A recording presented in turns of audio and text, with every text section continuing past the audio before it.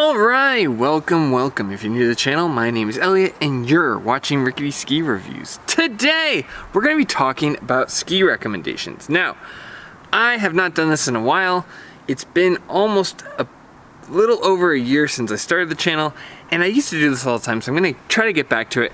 I'm going to answer your questions and answers. I get a ton of emails asking for ski recommendations, and I don't always reply. Typically, I save that for channel members, but every once in a while I get some downtime and I try to reply to these things. So I'm going to be replying to them now. I'm going to reply to your comments, your questions, give you all the answers, and try to help everybody out here. It's my time to give back to you guys. With all of these ski recommendations, I will have links down below of where you can buy these skis and what prices I'm seeing. I will always try to prioritize the price. I have 3 or 4 different affiliate channels that I use, so I try to prioritize, like, okay, if they have the ski in a lot of sizes, I'll prioritize that and then go based on price. So anyway, I'm gonna pass this information on to you and tell you all of my insider information on what skis I think are best, or just directly answer your questions. Obviously, I can't get through all of them. There are thousands and thousands of comments on the channel, and I found myself, when I was replying to each and every one, I was just not making videos. So it just, like, pragmatically, I have to kind of filter down what things I answer. A lot of times I will prioritize channel members. The channel membership is only a few dollars a month, so if you have a dying question, become a channel member. If you're willing to do that, that'll help. Or shoot me an email showing your channel membership and I will prioritize those emails. I really did not expect the channel to grow this much. A big thank you to you guys, but I just had to make a decision partway through the year that, like, okay, if I'm gonna actually produce video content for everyone, I can't reply to every single comment. But now we've got some time, let's jump right into it. All right, our first email comes from Bruce. He says, I am looking for a ski recommendation that fits a specific need. Here's an overview. I'm age 65, PSIA level 3 instructor with 55 years of skiing. They ski in northern Vermont. Lots of experience in different terrain. Lightweight guy, 140 pounds. Ski type that suits me, light and flexible. Heavy and stiff is no good. Okay. My traditional favorite brands are Rossignol and Head.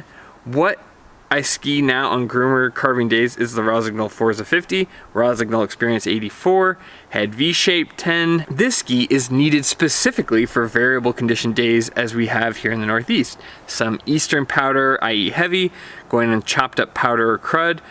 In other words, some skis that handle the junk. Also capable for tree skiing, moguls in the mix. Current ski I use for those conditions are the Rossignol Experience 88 from 2016, but I feel as I get older, that ski is getting a little stiff and heavy. Any recommendations you have are appreciated. Yeah, that's a great question. And honestly, I found the same thing with the Rossignol Experience. I was gonna say, when you said you were skiing on the Experience, that you didn't like stiffer skis. The ski's not like mega stiff, but it's definitely on the stiffer end of the spectrum. So what would I recommend for Bruce? Well, Bruce, thanks so much for writing. Thanks for asking this question. Honestly, if what you're looking for is a crud cutter, I'm not sure how many skis there are out there that are crud cutters, but also are lightweight, which is what you said you need. You said that the heavy, thick skis are no good. So you want a lightweight ski that's a crud cutter? In my opinion, those don't really exist. A lot of times, the heavier skis tend to do better carrying the momentum, getting through those bad snow conditions. A good example of a crud cutter to me is the new Nordica Enforcer I really like. The Volcal M6 Mantra is really good at it. The K2 Mindbender does a really good job with that. Even the Stokely Stormrider does a very good job of that, but those are very, like, dense and heavy skis that do a good job kind of cutting through things. They don't tend to float as much, they kind of sink down and cut through. So the answer to your question is that no ski is going to do all of these things that you want. You want moguls, you want off-trail, you want heavier snow conditions, you want it to be lightweight. You're really asking for a ski that doesn't quite exist. But I can still give you a few recommendations. So honestly, for somebody that light who's looking for a good carving ski, looking for a good East Coast ski, and want a lightweight ski that carves well, I would honestly check out the Headcore 87. I think that those skis are really strong for lightweight skiers. I know Zach's kind of a lighter skier and he absolutely loved them. I think they turn well. They have good variety as far as, like, on trail and off trail. They have pretty good shape. They turn on a dime. They're super, super responsive.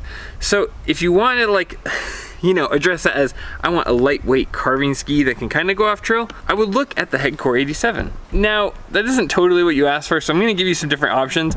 There's no one ski that's gonna do all of what you're looking for, so let me address the rest. Okay, what else did you say you want? You want it light and flexible? Yeah, this is a Headcore 87. And you like head skis in the past? I mean, it sounds like the Headcore 87 would be just about perfect. Yeah, especially if your other skis are starting to feel stiff and heavy. That would be like a breath of fresh air for you. Then, you know, on the other hand, you said you want it for some deeper snow. If you wanted to just get a designated powder ski, on the other hand, I would check out a Headcore 105. I mean, I think that would be perfect because it's lightweight. If you're not really going in the powder a lot and you want kind of an introductory powder ski, the Headcore 105 will be perfect, as well as the Atomic Backland 102. I think those skis are really forgiving for getting off trail. The 102 is not super wide, so you can still enjoy it. In the category of powder skis that are lightweight, those are two of my favorite skis as far as lightweight skis. The nice thing about those skis too is they're good for backcountry skiing, and because they're so light, they're super forgiving. If like you make a wrong turn and you need to kind of traverse, well, they're so lightweight that they're easy to hike out or traverse across the side. Very forgiving skis. Now, I personally use the Atomic Maverick 88 TIs. I think those skis are really good because they do well off trail. They've got the Horizon Tech that gives you a lot of flotation. I think that the Atomic Maverick 88 Ti does great in those areas, but I'm not the kind of person that always recommends the same ski over and over. I know I've kind of been known for that, but honestly, as much as I like my skis and I think that they are lightweight and really like accurate skis, they are a little bit on the stiffer side and they're not as forgiving. And if you were, I don't know, you might like them. If you got a chance to try them, I absolutely would, because I do like how lightweight they are and how accurate they are. But just like for everything you're describing, I'm not sure that that would be the optimal choice. And honestly, if you wanted like a ski that I would buy for you, I think like if I was a gambling person, I would bet on the Black Crow's Octo. I think that you would absolutely love those. One, if you're a PSIA instructor, you want a ski that can do some short radius turns, the Black Crow's Octo does that super well. It also allows you to stretch it out. It performs well in the powder and the trees. I can't really speak to the moguls because I'm not a mogul skier. It is not the lightest ski, so that's why I kind of recommend the Headcore 87 over the Black Crow's Octo in your case, because you're looking for a really lightweight ski. It's not super stiff, but it's not nearly as like light and pliable as the Headcore 87. So anyway, that's why I made those recommendations. Like I said, if you're looking for like an all-mountain ski that you can take everywhere, Headcore 87 is great. But if you're looking for a designated powder ski, maybe check out the Atomic Backland 102 or the Headcore 105. Hope that was helpful, Bruce. Thanks so much for writing your email. All right, so the next comment comes from Thomas Bukowski 9283 on Do You Have to Be Rich to Ski video. It says, great content, still it's worth to mention skiing costs in Europe. These are way cheaper. Did I have a stroke? This is hard to read. Oh, maybe it's translated. Example, last year stay normal season Solden, one of Austria's most prominent ski resorts, cost my family of 2 + 2, an equivalent of around $3,700 all included. Transports cost, 6-day ski passes, lunch on the slopes. You can make it even a bit cheaper by visiting small resorts. Yeah, you know, I've been meaning to make a video about this. I skied at Chamonix 1 year ago and absolutely loved it. I skied Les Houches, Argentier, and the thing that was so surprising to me, we were doing just traveling around France. We went to Cannes and Nice and just to see all these different areas. I had found cheap plane tickets at about $700 a pop round trip from Idaho, which was really good. But the thing that I found was when we were there, my wife was like, do you want to just go skiing? We're here anyway. I'll take the boys for a day. You can go ski. So I got to go ski in that area, even though I wasn't expecting to. You know, I kind of brought snow pants just in case, but I wasn't sure. Getting helmet, boots, skis, poles, all of it, like everything head to toe, it was like $30 a day. And then my ski ticket was $45 for some of the biggest, most advanced ski lifts I've ever seen, for some of the most beautiful like ski runs I've ever seen, was less than like lunch and dinner at Sun Valley. It's a crazy difference. However they're doing it in France and Europe and in the Alps is just head and shoulders more affordable than the rest of the US. It's absolutely insane. So I absolutely believe your story, and it was similar to my experience as well. Okay, let me look through the members' comments. I tend to kind of prioritize those in general just because I really appreciate the members for supporting the channel directly. So let's see. Okay, next question. Blur Glide asks, why do you only recommend POC helmets? That's a great question, actually. I don't have any really good reason to not recommend the other brands, if that's a very roundabout way of saying it. I've had friends with Oakley helmets, Marker helmets. They all seem to work fine. Uvex, I've had good experience with. Carrera. I really only recommend POC because it works really well. It's one of those things like bindings where there's no reason to not recommend the other ones. It's just that this one works really well. And like bindings, when you find something that works, you tend to not want to move away from it. The anecdote I have about POC is years ago, I had a friend named Josh who was a very good ski racer. He was racing in a GS Attitash, but it was so open and so fast back then. It was closer to what you'd see in a Super G today. And he crashed. They got it on video. He spun, like you could just see his skis helicoptering on his feet. He had a spine protector by POC, and he had a helmet by POC. The helmet burst open, like the shell literally shattered around him and came off, and the spine protector got snapped. He had a giant, he had a bunch of swelling on his back about the size of a large softball, but he was perfectly fine. He was able to walk. And when he sent his helmet and spine protector back to POC, they sent him a brand new one in return. And ever since then, I've just kind of looked at a company like that prioritizes safety. They had the early honeycomb tech back then that prioritizes, hey, we want you to have a new helmet. We don't want you to try to use that old one. So that's why I recommend POC. I've had them. I've had great luck with accidents I've got and crashes I got personally, ski racing myself. I've never gotten any real hardcore concussions with them. I'm also really careful that I throw them away. And even this year, when I got in that crash with my injury at the end of the year, I sent an email to POC, and what do? They give you a 35% discount on your next helmet if you just show them proof that your helmet was damaged. And then they make you cut the straps so no one's using it anymore. But 35% is pretty nice. I mean, it's not as nice as when they used to give out another helmet, but still, 35% off. I'm very impressed. I've had nothing but good luck with them. I use them for bike helmets, for ski helmets. I use them for my kids, for my wife. So again, it's kind of that same thinking with the binding. When you find something that works, when you find a company that seems to really prioritize safety, you stick with them. They continue to get good. Like if you ever go on Consumer Reports, they get excellent, excellent ratings. And helmet safety and head safety is just something that I try not to mess around with. Even if it saves a few dollars, it's not worth it to me long term. For my health, for my avoiding brain damage in an accident. And nobody plans on getting a ski crash, but it's when it happens, you want to kind of have that assurance that you've put on the best piece of equipment you can to protect your brain. So that's why I do POC. They also have good prices, and I like their goggles. The way that the goggles fit on my face, I have kind of a big head, and I've noticed some of the Shred goggles will push down more on my sinuses. The POC goggles, for whatever reason, seem to fit really well. So that's why I go with POC. It's worked so far. Great question, Blur Glide.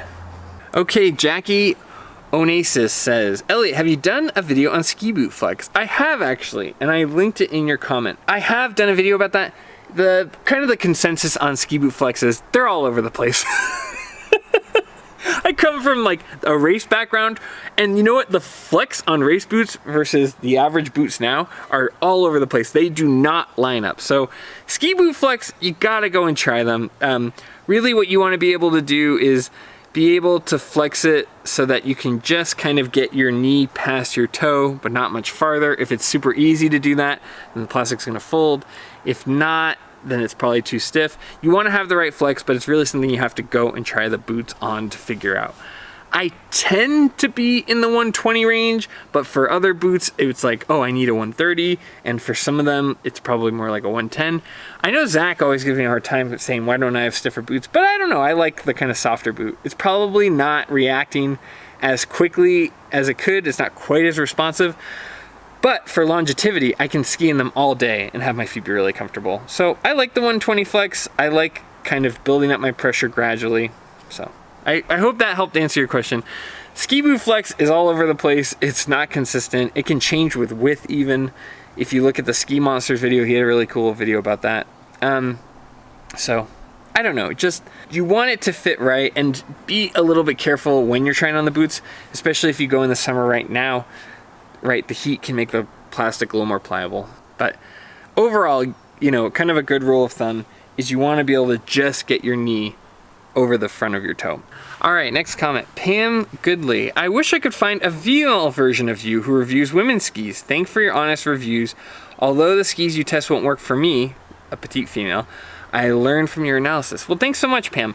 Yes, it is really hard. I have oftentimes wanted to do a review on some of the more popular women's skis, but I just don't think I'm gonna be able to provide that much perspective on it because I'm a heavy, tall guy, and I really am not even close to, who the women's ski version is trying to cater to.